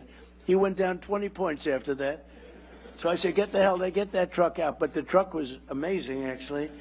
But I said, how many? He said 15,000. I thought he said 15. So I said, he's going to sell 15. That's a lot of trucks. He said, no, actually 15,000, sir. So, but it's a beautiful truck, and I think he's got a good shot at doing it. And he'll be building $222 million worth of powerful new vehicles for our military already in a different truck. And Mack Truck is doing really well, and they've been great. And because we're here in Pennsylvania, where State Trooper Michael Farrow was killed just 2 weeks ago by an illegal alien operating a semi-truck on a commercial driver's license, which he should never have had. He was here illegally, came in through Biden. Today I'm making one more important announcement. My administration will soon take historic action to get illegal alien truck drivers who are just killing a lot of people. They can't read signs. Many of them are on drugs or alcohol, and they shouldn't be driving these things, and they came in totally illegally, and we don't want them, but they are driving all over American roadways, and we're going to replace them with proud American veterans who are going to take our veterans, we're going to make them, we're going to teach them a lot about driving trucks, and in many cases they know. We're going to say any American who's driven a heavy truck for our military will automatically be eligible for a commercial driver's license. So we're going to get them taken care of. And the radical left is very much opposed to that, but it doesn't matter what they want because we're the ones that are running it. And just to finish, I want to thank our great Speaker of the House, Mike Johnson. He's fantastic, that man. and the House Budget Chairman, Jody Arrington, for launching an effort to get the Save America Act passed, including voter, I mean, it's so basic, voter photo ID, identification, proof of citizenship, and hopefully no corrupt mail-in ballots. We'll have exceptions for the military. We'll have exceptions for disability, for people that are not feeling well, or for people that are on vacation or anything. We're going to make it very easy. But the mail-in ballots, you see what happens in California. The vote still isn't counted. Can you believe it? It's like, what, 6 weeks? The vote still isn't counted. But the kid really, he was Spencer Pratt. I don't know Spencer Pratt. He came to the White House and saw me. But Spencer Pratt was an automatic lock, and he didn't make it. There was a little thing, Dina. They said, well, Spencer's falling behind a woman that nobody ever heard of. He's falling behind. No, it's very corrupt. And they were going to do that to Steve Hilton, too. And I had the U.S. attorney, did a great job. He started an investigation. They said, Steve Hilton is starting to fall badly behind. And I said, that doesn't mean falling behind. That means cheating is going on. This is 2 weeks after the election. So I got the U.S. attorney involved. And like 20 minutes after they made that statement, they said, Steve Hilton just made the runoff. These are crooked people. These are crooked people. The whole thing is terrible. But along with our incredible farmers and funding for our troops, so we're getting a tremendous amount of funding for our farmers, and we take care of our troops. We got them a great pay raise.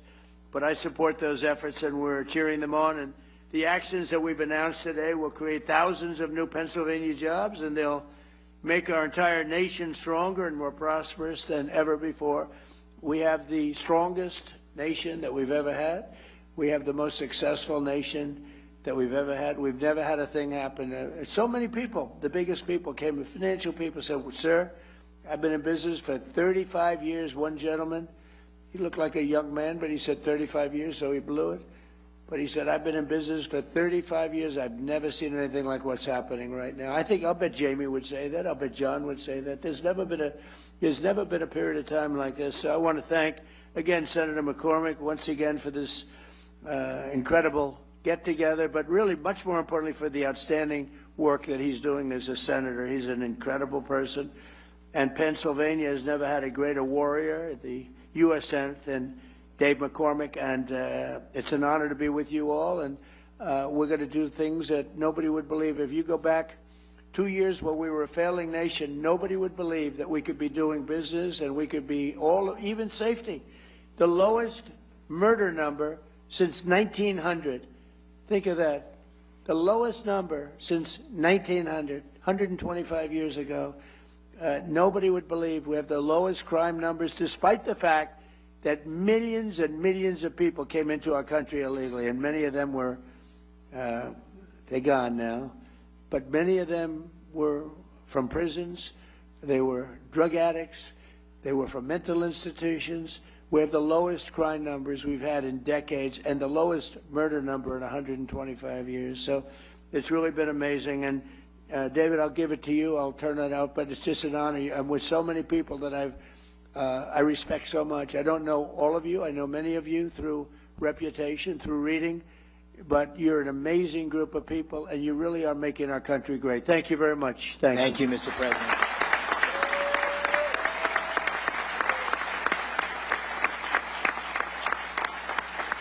Thank you.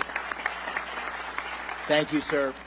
We are so honored to have you here. I know you've got a special love for Pennsylvania, and Pennsylvania has a special love for you. And this is all about your vision of peace through strength.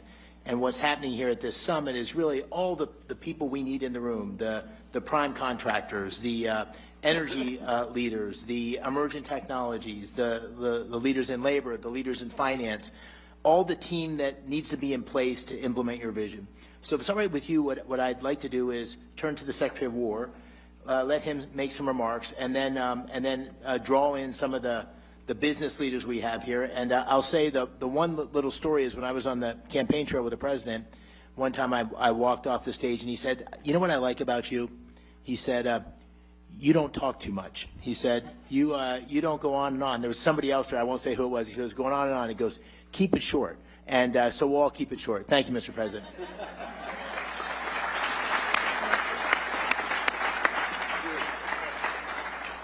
Senator, that was a good warning and a good reminder. For sure. Mr. President, it is true to say that there has never been a moment like this or a stage like this where innovators, prime contractors, private equity, titans of industry, labor leaders, defense leaders have come together for this type of moment. There's never been a moment like this where the aperture has opened up inside the Department of Defense for defense and the second word, innovation.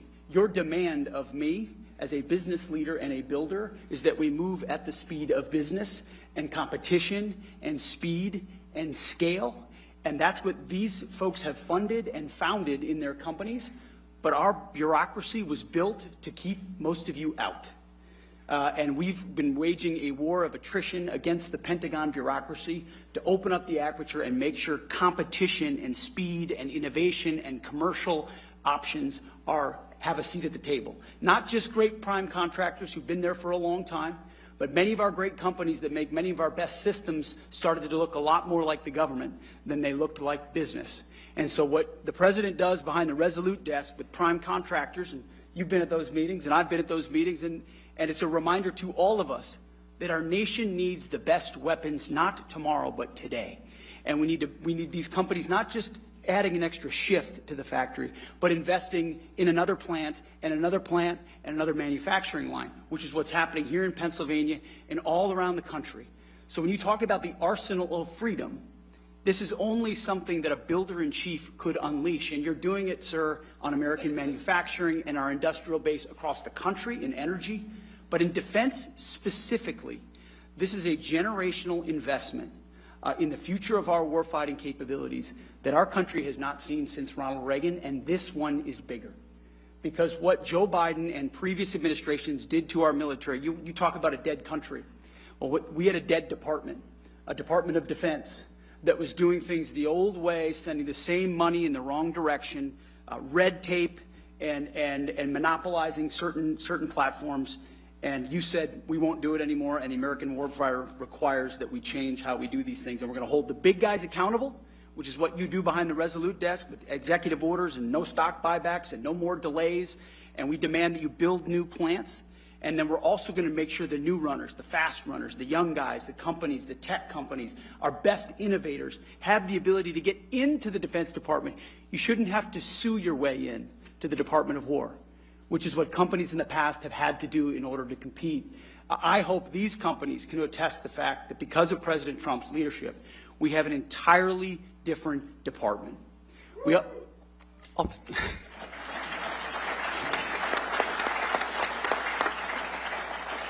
And it's important because we're at an entirely different moment. Not only do we have near-peer adversaries with historic military buildups, but we're at a step-change moment.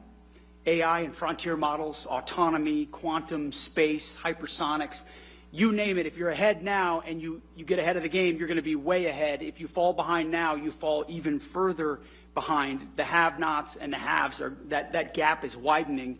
President Trump sees the moment and is investing in it in our department, but across government, to make sure the 21st century is an American century. But he's demanding that we do it differently. We do it in a fiscally responsible way. We audit our department. We ensure that the money that we ask for is well spent.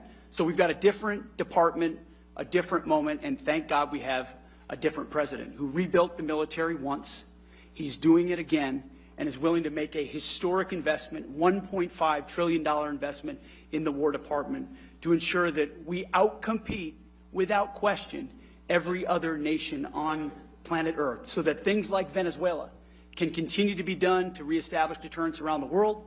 But that next midnight hammer that's required 10, 20 years down the road is because of the F-47 and the B-21 and the autonomy and the carriers that this president will build because of this historic investment. The Golden Dome that protects our country, the AI that allows us to target faster.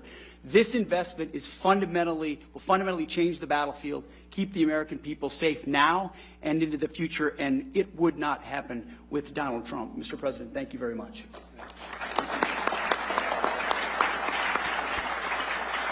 Thank you, Mr. Secretary. Thanks for everything you're doing.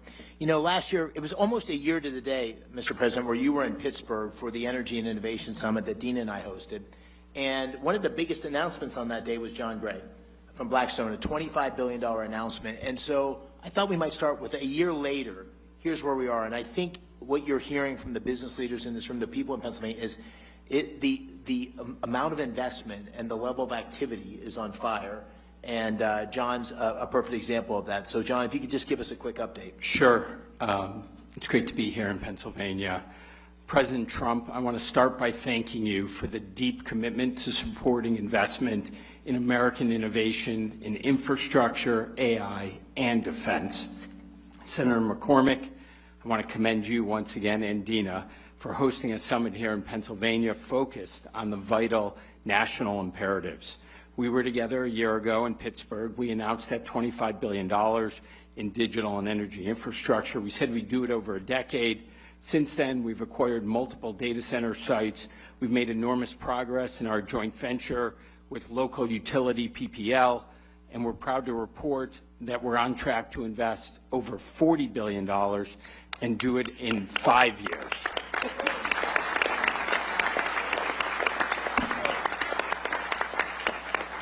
$50 higher, 50% less time, not bad. These investments will create nearly 20,000 good-paying construction and permanent jobs, deliver meaningful benefits to communities, and help ensure that America stays at the forefront of the AI race. This would not have happened without the conference that you and the President hosted last year. We also got tremendous support from the governor in terms of infrastructure development. Everybody loves to complain that things are not working in the United States. Well, in Pennsylvania, they're working the way the founders intended 250 years ago. So congratulations to all of you. I would also just say last year, we talked about building critical infrastructure to power the innovation economy. Today, we're talking about applying that innovation to our most important priority, protecting our national security. At Blackstone, we're incredibly proud to be all in on both of these objectives. Technology is, as the Secretary noted, fundamentally reshaping the national defense. It's going to require enormous amounts of private capital, not only to invest in the new innovation, but also to scale up production in a capacity-constrained world. And Blackstone is ready to help in a very big way. We've already invested $20 billion in defense and aerospace in the last 5 years. We expect the scale and pace of that investment to increase meaningfully from here. We see national security as a compelling place to deploy capital on behalf of our investors that also supports a core American interest. So thank you, President Trump, Senator McCormick. It is an honor to be here today. Thank you, John. You know, sir, you noted this, but one of the strongest voices in corporate America, someone who has spoken out in very similar terms as you have about peace through strength and about the need for America's military and economy to be strong, is Jamie. And Jamie's really taken this on. He's written extensively about it and made this a priority for J.P. Morgan in terms of national defense and resilience. So, Jamie, I wanted to just call on you and ask you to describe why you think this is such a priority and how the things we're doing here and the President's agenda is supporting that. So thank you. Mr. President, Mr. Secretary, Senator, there's nothing more important for our country, and in fact don't think it's an exaggeration to say for the whole free and democratic world, that America maintain the preeminent military supported directly by the preeminent economy of the world. It's none too soon. We got behind, but God knows this is now, you guys have ignited the American dream, and you've ignited security and resiliency. You've reignited that arsenal of democracy that we have in this country, and it's just critical. There's a microcosm in Philadelphia, obviously in Pennsylvania, Philadelphia. I was at the Philadelphia Navy Yard this morning. There's only a small piece of what we're doing and a small piece of what a lot of other people here are doing. That Navy Yard actually built ships in the Revolutionary War, ships in World War I, ships in World War II. It was closed down at one point, but the local government and the federal government have reopened it up. You now have ships that are going to be built there by Hanwha, a Korean company, and Rhodes Industries. They're both adding 400 or 500 jobs. People should remember when they add those jobs, there are another 5,000 jobs to be added to support it. A lot of small vendors, contractors, et cetera. And we're also helping, very importantly, to ignite that American dream part, is to get the kids, whether older or younger, whatever their backgrounds, were trained. And there's a school there, partially by Hanwha and partially by the government, to train welders. These welders get paid while they're in an apprenticeship. They get health care while they're in an apprenticeship. When they graduate, I think after 16 weeks or something like that, they make $80,000 a year. That is the American dream. They go on and buy a house, get married, have a family, etc. And this is one small effort, and that's one microcosm. We need to do this around the nation, in fact, to help some of the other nations around the world, friends and allies, do the best they can to rebuild some of their militaries. So my hats are off. I applaud everyone in this room who's helped with this effort. There's nothing more important to leave this world safe for our children. Mr. President, thank you. Thank you. Thanks, Jamie. I know you know Jim Takelett well from Lockheed. A small fun fact, so when Lieutenant McCormick got on the plane to deploy for the Gulf War, Captain Takelett was the pilot of the plane out of Pope Air Force Base in North Carolina. And so we've known each other, I guess we got to know each other over the last decade or so. But Jim and all the major primes have big operations in Pennsylvania. And Jim, I think you have an announcement even today that I was unaware of until earlier today, which is great news. So please give us a quick update on what you're doing in PA. Definitely, Senator. Remember that thing he said to me about short. First of all, Mr. President, thank you for inspiring all of us to get together at an event like this. Secretary Hegseth, really appreciate your driving the acquisition transformation that is very much needed, as you just described. And Senator, this is an amazing gathering. For organizing it, you and Dina, really, we all owe you our thanks, so I appreciate doing that. So I was born and raised on the north side of Pittsburgh. My dad was a Boilermaker. And if I could have welded a straight bead and passed his test, Sean, I'd probably be in Boilermakers Local 154 in Pittsburgh right now. But it worked out that I'm here today with you. And people like my dad from Pennsylvania, the workers that we have in this state are why we have 5,000 employees here already. And what we're going to announce today is in our Archbald, Pennsylvania plant, where we make missile components for air defense missiles, sir. We're going to add another 700 jobs. We're going to double the size of the plant, invest $60 million, and add 160,000 square feet to that plant, doubling its size.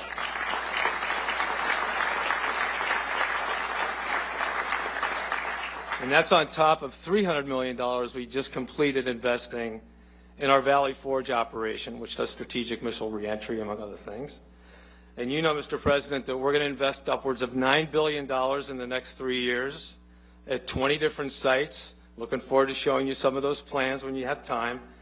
And we are going to continue to build with you and with the Secretary the arsenal of democracy, and Pennsylvania will be ground zero for that effort. Thanks, Senator. Thank you. And just real quickly, I'll keep us going. Danny Deep from General Dynamics. Danny is the president, and I had a chance to tour that 155 facility in Scranton, and you've got assets across Pennsylvania, another huge employer. Just give us a quick update on what's going on in Pennsylvania and how you see the future expanding based on what's the president's policies that have been put in place. Thank you, Senator. Secretary, Mr. President, thank you for your leadership here at home and abroad. It is inspiring. So here in Pennsylvania, when you talk about manufacturing muscle, this is really where we have a lot of muscle. 1,100 suppliers, 8 facilities around the Great Commonwealth. Over the last number of years, we've expanded artillery production by 4x. And over the next several years, we'll see it continue to grow. You mentioned Rhodes Industries in that $2.5 billion award. Let me give you a little bit on Rhodes Industries because it's a great story. This is a multi-generation company with family ownership, and they keep their promises. And now they have 10 years to look forward and add resources. Their workforce will increase by 5x. And they're expanding, and we're doing that all over the state with all of these 1,100 suppliers. And thank you for your leadership to do that. And we're committed to deliver Virginia-class and Columbia, and that's what Rhodes is going to work on. And we don't make aircraft carriers.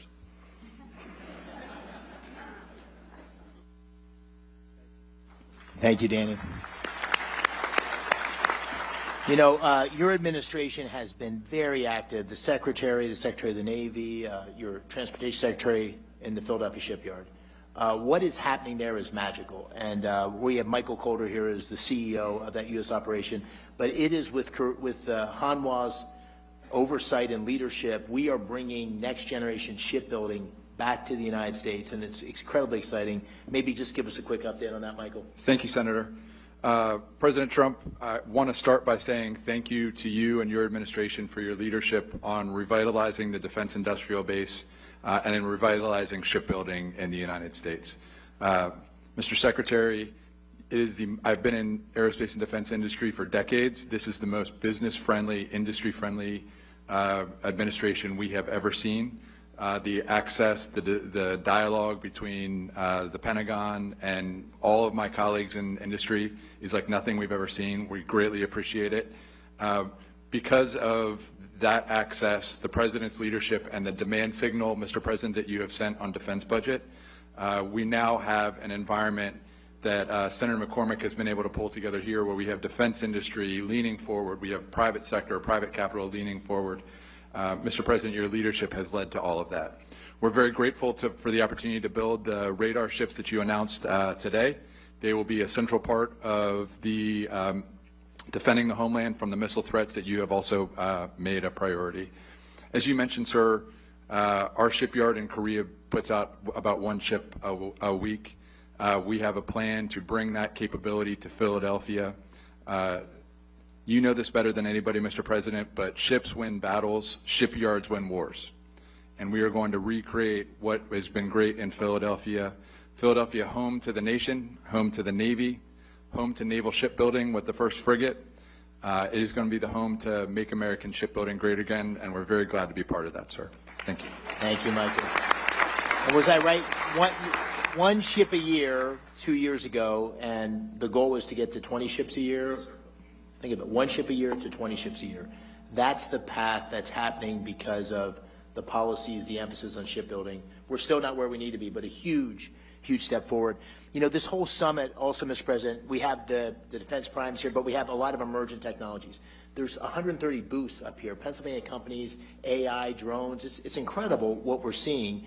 And there's all sorts of capital coming into these emergent technologies in the defense tech space. And we have at the table here 2 of the really most successful investors in defense tech. So I'd like to ask them both to comment on that, because our future, as the Secretary said, is not just doubling down on the existing primes, although they play an incredibly important role. It's bringing in new entrants and new technologies and disruptors. And that's what we need for the future. So Antonio Gracias, who you know well, has been extremely successful in this space. Maybe you could give us a thought, Antonio, and then I'll turn to Thomas Toll. Thank you, Dave. I appreciate it very much, and thank you, Dave, for inviting me. Mr. President, it's been extraordinary. You know, I've been working in manufacturing defense tech actually since the mid-90s, and there's never been an environment like this. You're right, Secretary Hegseth, never. We have 5 companies here today, Anduril, Saronic, Hadrian, General Matter. We are literally seeing an environment and change at the DOW that is allowing these companies to accelerate and unleashing American entrepreneurship in the defense area. It's truly extraordinary, and I want to thank you. We needed it as a country for retaliation. We also need to defend ourselves. I think about my own children. If they're fighting a war, what they want to have, that's how we decide to invest in, and clearly we want this technology. Thank you. We're very grateful. Thank you. Thank you, Antonio. Thomas? I live here in Pennsylvania, and the atmosphere that you've created, sir, under your leadership, Secretary Hegseth, Senator McCormick, we've invested billions of dollars in defense tech because we know that we need it. We know that we have to, we live in a dangerous world, and we have to defend that, and we have to be leaders. We've invested in companies like Gecko Robotics here in Pittsburgh, and without the change that you're causing, these things aren't possible. So I just want to say thank you very much, and it's going to make a massive difference for the next 20 years.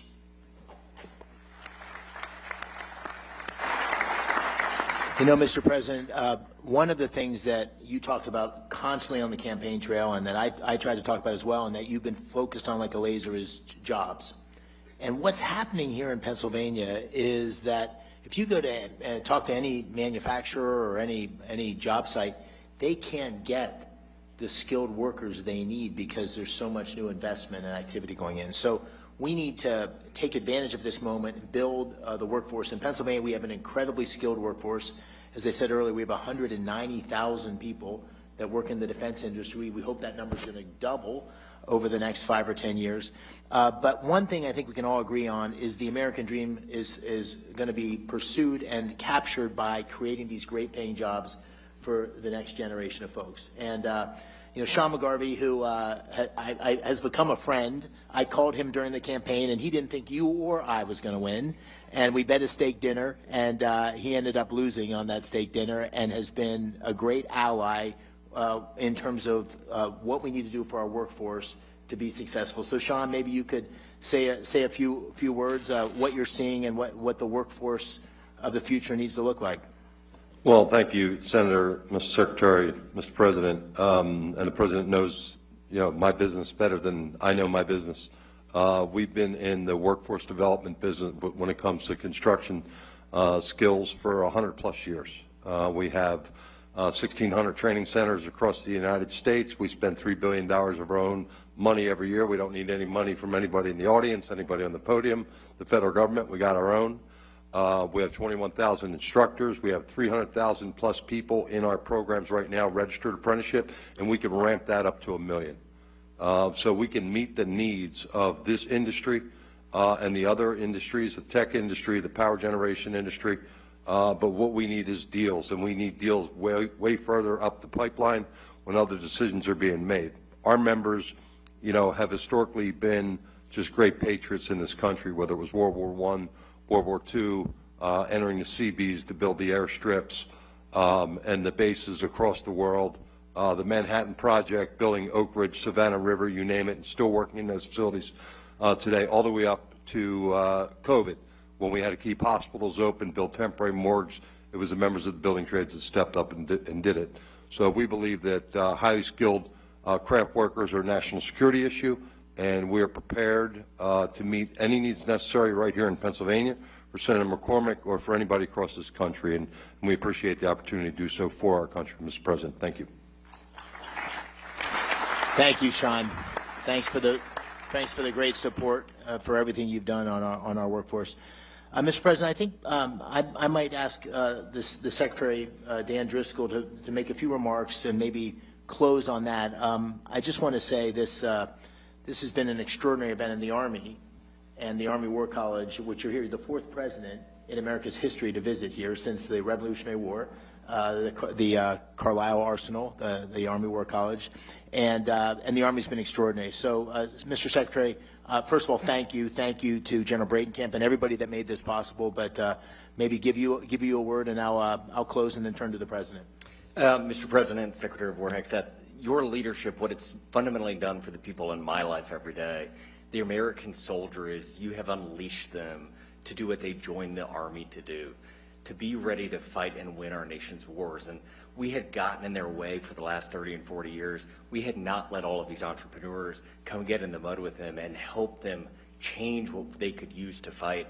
And it is because of you, Secretary, and you, Mr. President, that all of the regulatory nonsense has been knocked out of the way. And I think if you talk to any of the soldiers, sir, on your way to the helicopter, what they will tell you is the last 18 months have looked nothing like most of their careers. And that is because all of you on this stage and everyone out in the audience. So thank you so much for being here.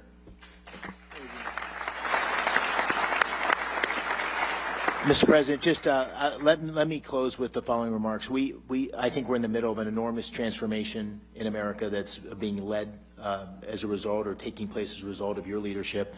The defense industrial base, making sure our military is ready to take on these many challenges we see and evolves in a way that's able to ensure that we are going to remain the greatest military in the world.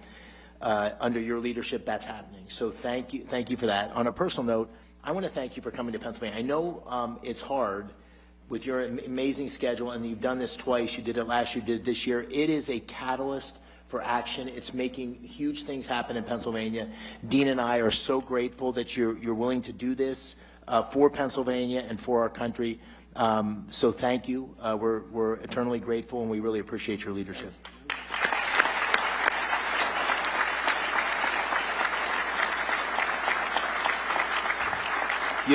Sir, would you like the final word? Well, I just want to say thank you all very much. This is an honor that I won't forget, and I appreciate your saying I've been here twice, which is pretty much maxed out once a year, but I'll be here again next year for you. Thank you. Thank you. All very much. Ladies and gentlemen, the 45th and 47th President of the United States, thank you.